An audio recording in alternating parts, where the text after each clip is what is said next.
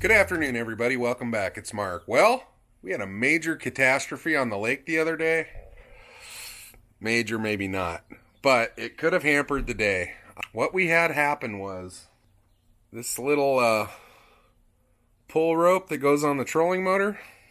Yeah, literally pulled away from the dock at the boat launch, went to engage that motor, and it just snapped right off.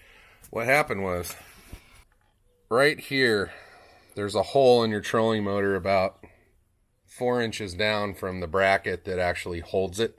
And the rope wraps around this plastic piece here and then chases back up this channel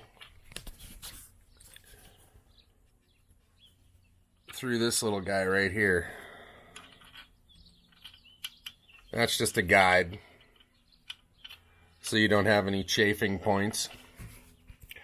You don't want any chafing points when you're pulling on that thing, which, I think the why, if I was to ask myself, why did this happen? Well, I'm like a bull in a china closet to begin with, but I think what happens is that rope just gets wet and dry, and especially in this Arizona dry weather, things really get beat on. The sun just destroys stuff.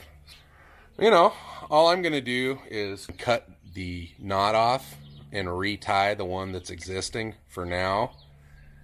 There are big things coming real soon.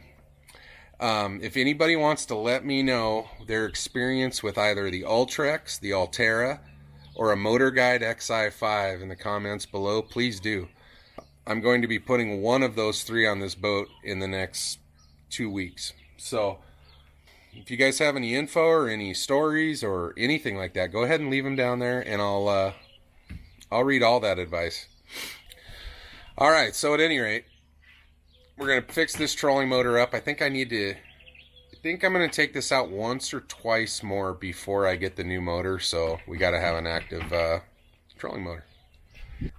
Here we go. We're going to go ahead and do this, and I've never done this myself, but it doesn't look too big a deal. All right, so we're just going to cut this off. There's not a lot of room. You can create a little more room.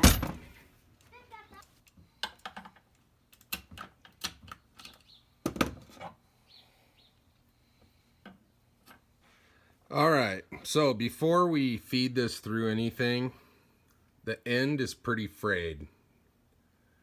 And the hole that it needs to go in, this hole's not so bad. But the hole that it ties to down this black shaft here is pretty small, and that's going to be a real bear getting it through it. So what you want to do,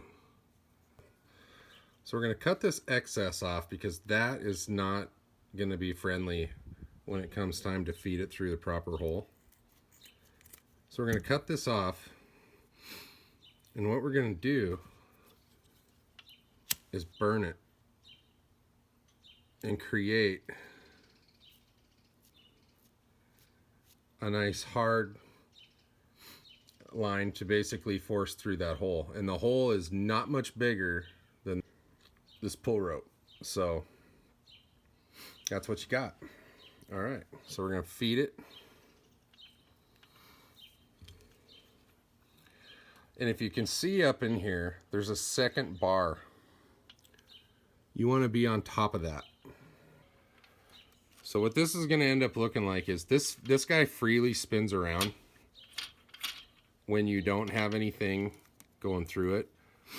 But what you're looking for is that to sit facing up.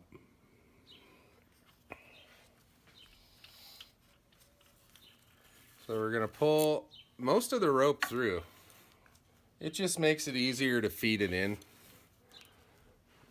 We're going to go up and over and into the channel. You want to grab onto it with something. Some needle nose works great. All right. So as you can see, we've got it fed where it needs to be, and now we need to feed it through this hole going the opposite direction. That's about a 1-inch hole that we have to work with. So it's not a whole lot, but you know, it's not that bad. I think we can handle this. This is what you should be seeing. So in order to feed this through this little hole, I'm gonna see if I can do it with just my hand. Oh yeah, it looks like I'm gonna get it. Sometimes it's better to be lucky than good.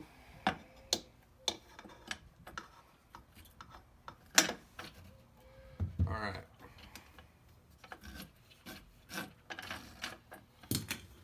We're gonna need to grab the other end of that to tie off to.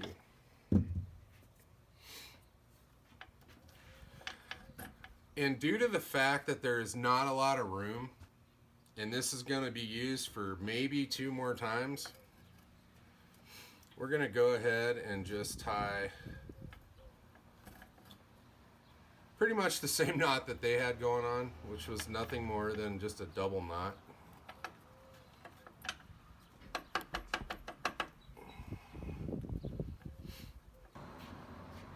All right, so we've got our line fed, we've got our knot tied. Everything's engaging great. We got success. It's very simple. It's just shitty that we have to do this. So I'm going to cut this excess off. And that's that. That's all it took to do this. It's not terribly painful. Oh, and that guy. Not a real difficult task, but I'll tell you what.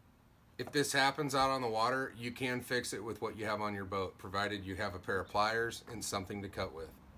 So, you know, it's not the end of your day if this happens. Now, if you break your cord off in the middle, you might want to figure out some sort of a knot to tie that together. But if you have enough length to basically redo it, you're golden. So there's that. Anyway, thanks again for watching. I appreciate all of the continued support, all of the views, all the comments. I really, really appreciate it, and I try to answer every one of them. It's time consuming, but I have fun doing it, and I've met some great people along the way. So once again, thank you. We'll see you in the future. Take it easy. Bye.